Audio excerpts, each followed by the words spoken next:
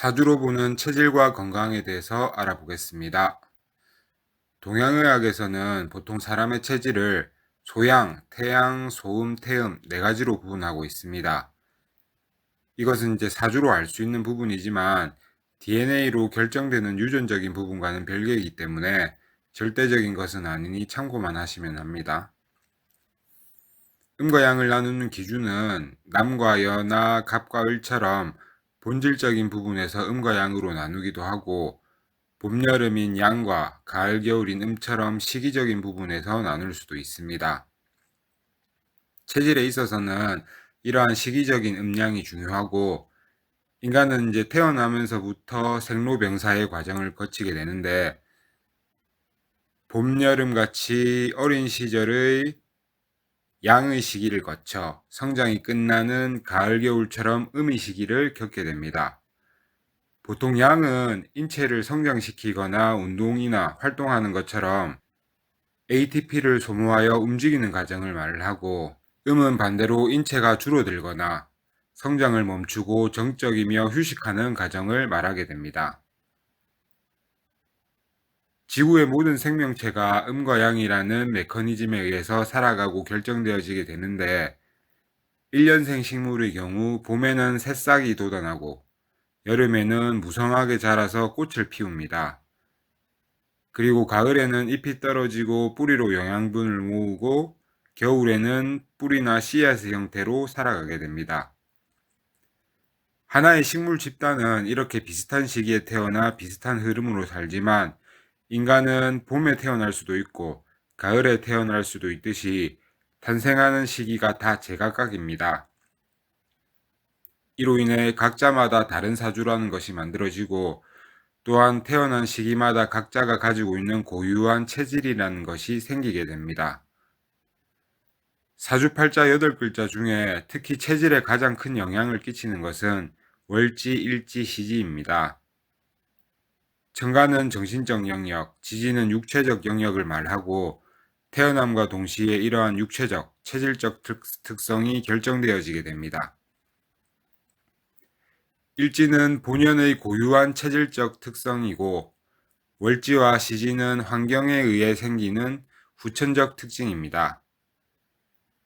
만약 내가 선인장으로 태어났다고 하면 선인장이 가지고 있는 특성이 있을 겁니다. 예를 들면 다른 식물에 비해 물을 잘 저장한다든지 더운 것을 잘 견디는 체질이라든지 이런 특성들이 있을 수 있고 이러한 특성들이 한여름에 태어나서 더욱더 증폭되거나 아니면 겨울에 태어나 그러한 성질이 부족한 체질이 되기도 합니다. 한낮이나 밤에 태어나는 것도 영향을 끼치고요. 이렇게 선인장이란 자체적 특성은 나의 일지를 말하고 계절은 월지, 하루는 시지로 볼 수 있습니다. 대략적으로 체질을 정할 때 월지가 30에서 40%, 일지가 20에서 30%, 시지가 10에서 20% 정도의 중요도가 있다고 볼 수 있겠습니다. 그리고 사주의 나머지 부분에서 체질에 영향을 끼칠 수 있을 것 같습니다. 동양의학에서는 이러한 체질을 크게 네 가지로 구분하여 사상체질이라는 개념으로 보았고 사상체질에서는 사람의 체질을 크게 보면 소양, 태양, 소음, 태음 네 가지로 구분할 수 있다고 하였습니다. 팔체질은 이 네 가지를 다시 두 개씩 나누어 8개로 구분한 것입니다. 월지, 일지, 시지가 목기운이 강하거나 금기운이 없으면 소양인에 가깝고 화기운이 강한데 수기운이 없으면 태양인, 금기운이 강한데 목기운이 없으면 소음인, 수기운이 강하고 화기운이 없으면 태음인으로 구분할 수 있습니다. 이러한 기운이 하나로만 구성되면 체질을 구분하기 매우 쉽겠지만 보통 여러 기운이 복합적이기 때문에 한 가지 체질로 딱 정의하기 어려운 부분이 있습니다. 그리고 이제 인간의 활동 측면에서 볼 때 음은 정신적이고 생각하는 것, 양은 행동하는 것으로 볼 수 있습니다. 음의 대표 오행이 수이고 양의 대표가 화입니다. 만약 내가 어떤 활동을 하고 싶다고 하면 먼저 생각을 하게 되고 뇌에서 근육으로 어떤 지시를 내리게 됩니다. 오행으로 보면 수에서 시작되어 화로 가게 되는데 이때 중추인 뇌에서의 생각과 말초인 근육의 행동, 그러니까 수와 화를 이어주는 것이 목입니다. 우리가 생각을 하고 신경계의 신호전달에 의해서 근육의 움직임이 발생을 하잖아요. 그래서 목은 이렇게 뇌와 움직임을 이어주는 신경계통과 연관이 있다고 보시면 됩니다. 그리고 행동을 한 후에 우리는 몸이 지치거나 호흡이 가빠지게 되고 이 행동을 그만하라는 신호를 다시 뇌로 보내게 됩니다. 이것이 화에서 다시 수로 이어지는 금입니다. 과호흡이나 산화 스트레스 등 산소와 관련된 영역이고 인체에서 호흡기 계통과 관련된 것입니다.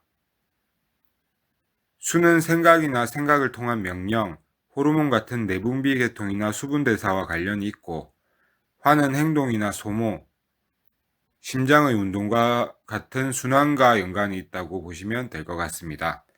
때문에 사주에서 목 기운이 약하거나 문제가 있으면 체질적으로 스트레스에 취약하거나 신경계 질환, 통증 질환, 대사를 조절하는 갑상선이나 간 건강에 취약할 수 있습니다. 화기운이 약하거나 문제가 있으면 심장 관련 질환이나 대사성 증후군이 있기 쉽고 정적인 상태, 무력감, 우울감 등이 쉽게 생길 수 있습니다. 그리고 금기운이 약하면 폐, 기관지 계통이 약할 수 있고 인체 중에서 가장 외부와 접촉이 빈번하게 일어나는 부분이기 때문에 면역력 문제와 연관이 있어 피부질환 등이 생기기 쉽습니다. 수기운이 약하면 신장, 방광, 비뇨, 생식기가 약할 수 있고 호르몬 문제나 조증, 불면, 불안 같은 것이 있을 수 있습니다. 그리고 이러한 모든 기능의 근본은 외부로부터의 영양분을 받아들이는 과정으로 토기운을 말하며 토기운이 약하면 소화기능에 문제가 있을 수 있고 위장과 관련된 면역기능에 문제가 있기 쉽습니다. 체질적 특징을 예시로 한번 볼게요. 차승원님이랑 배정남님이 있습니다. 차승원님은 무월주이고 월지도 화일지로 화로 구성이 됩니다. 일간도 무토이고요. 이러면 보통 화가 강한 태양인으로 볼 수 있고 전형적인 태양인 체질의 가능성이 높습니다. 상체가 발달했지만 하체가 상체에 비해 부실할 수 있고 열 배출과 기초 대사량이 높은 살이 잘 안 찌는 체질이 될 수 있습니다. 심장의 기운은 강하지만 신장의 기운은 약할 수 있어 비뇨, 방광, 생식기 계통에 주의가 필요할 수 있습니다. 보통 태양인은 끈기나 마무리 기질이 약하고 기본 양이 강한 체질이기 때문에 특히나 양이 강한 어릴 때 주의가 산만하거나 ADHD, 경향, 아니면 꿈을 자주 꾸거나 일을 가는 행위, 야행성 기질이 발현될 수 있습니다. 배정남님은 일지가 오화이고 월지는 묘인 병호일주입니다. 차승원님과 비슷한 체질로 역시나 태양인 혹은 소양성 태양인 정도로 볼 수 있을 것 같습니다. 소양인의 경우 간담을 비롯한 신경계통에 강점이 있으나 그 기운이 너무 강하면 소음의 기운이 약해져 디스크나 호흡기 질환 등과 연관이 있을 수 있습니다. 차승원님이나 배정남님 같은 태양인의 경우 심장과 관련된 순환계통에 강점이 있으나 그 기운이 강하면 빈맥이나 부정맥, 역류성 식도염이나 위염 같은 것을 조심하는 것이 좋습니다. 소민의 경우 폐, 기관지 등 호흡기 계통에 강점이 있지만 그 기운이 강하면 기침이나 천식, 비염 혹은 아토피나 이름 모를 피부 질환이나 면역력 문제가 있을 수 있습니다. 태음인의 경우 비뇨생식기 계통에 강점이 있으나 그 기운이 강하면 에너지를 쓰기보다 저장하려는 기질이 강하기 때문에 살이 잘 찌거나 살이 안 찌는 편이라 해도 당뇨, 혈압, 고지혈증 같은 대사성 질환이나 아니면 우울증, 무기력증 등을 조심하는 것이 좋을 수 있습니다. 이상으로 사주로 보는 체질에 대해서 알아보았습니다. 시청해 주셔서 감사합니다.